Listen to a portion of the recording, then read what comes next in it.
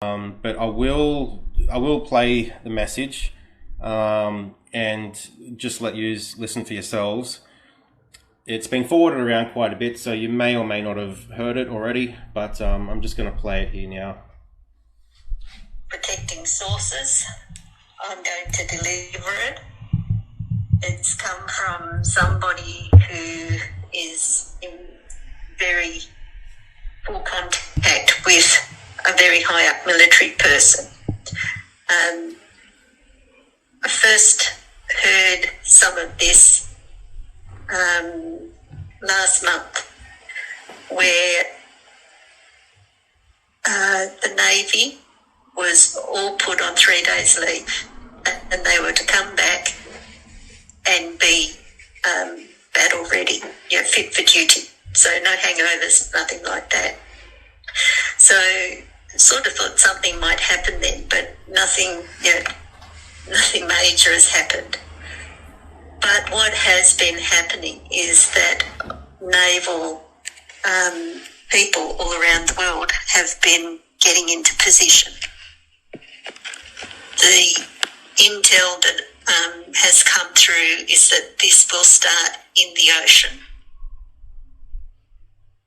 and then we will get the EBS. The EBS, the Emergency Broadcast System, will come out. There'll be 7 messages that come out on phones, televisions, any sort of way, radio, any way that those things can be done. Out in the streets, if you're walking around, it will be broadcast on loudspeakers and things that they have available. It will tell you that you have 3 hours to get to your home or to the place that you will spend the next 10 days. 3 hours. This is the part that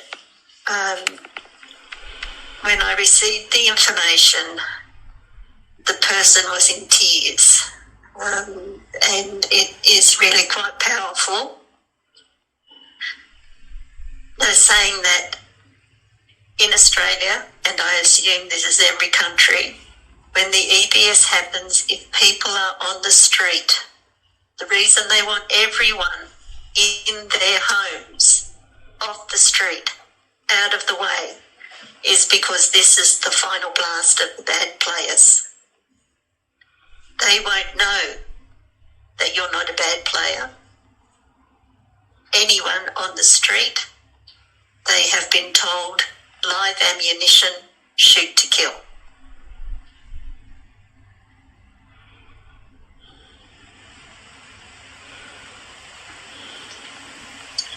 Please inform your loved ones. That's pretty heavy. And make sure that they know the enormity of what is about to happen. So, are there any questions on that? Trish, I don't know if you can answer this or not, but did your intel mention that it could happen before the supposed election? Yes. Mm-hmm.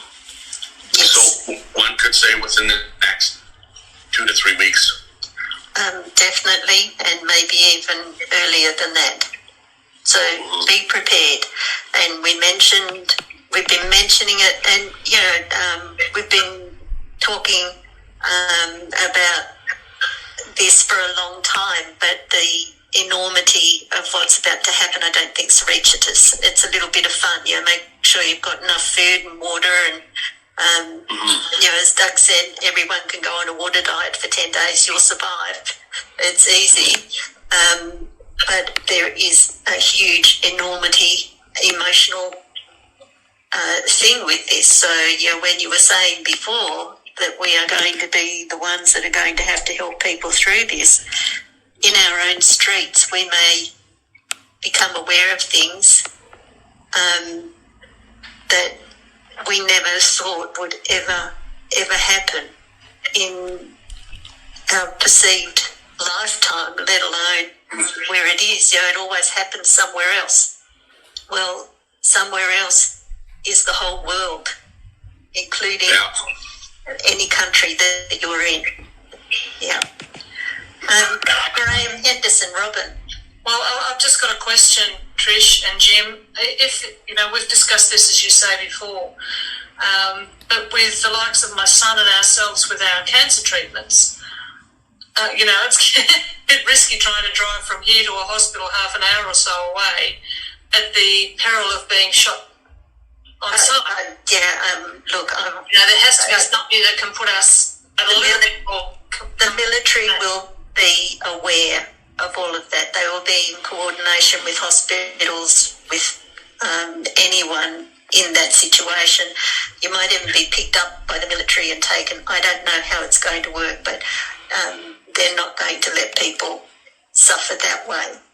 Okay, this is just general random wandering around, but obviously there's going to be people who need passage to particular things. Okay, so you're not going to be on your own, and there's probably numbers or whatever you can do to do it. And the military will be in charge of the hospitals. They'll know what's going on. And I just saw that message flash up from T. I'm not sure if that's Tamara. I'm not sure. But absolutely, they'll be in charge of hospitals, medical centres, anything like that. So anything that needs to happen, they'll be aware of it. You won't be left alone. I just know our life is scary enough at the moment without adding any more to it. I know. Yeah. So there we go. So just letting people know, if you're new here, if you unmute, I'll know that you want to ask a question. Laurie. Do you think that means locked into an actual house, or can you be in your yard and tending your gardens, etc.? Well, I guess you could. I guess one of the questions there is that what's going on around the place. Probably where you live, it might be absolutely safe to be out in your garden. But if we're going into lockdown, if we've got people in panic, there may be situations where you don't want to be outside of your house. I just don't know, Laurie. It's never happened. I don't know. But I need to give you that information so that you do take this seriously and don't be silly with it. Yes, we had been informed some weeks ago about this, so we were aware of it. Mm-hmm. Yeah. And, so, you Tamara? Yeah, okay, nice to see you.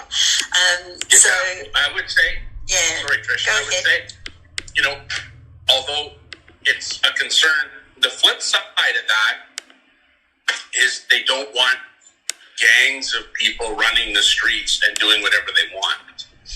And, we've seen that in different parts of the world where, when there's a shutdown with electricity or places have to be evacuated, there's gangs that start looting houses and it just becomes complete anarchy. So, we want this to happen. We want the military to be in control so that there's none of this anarchy taking place and total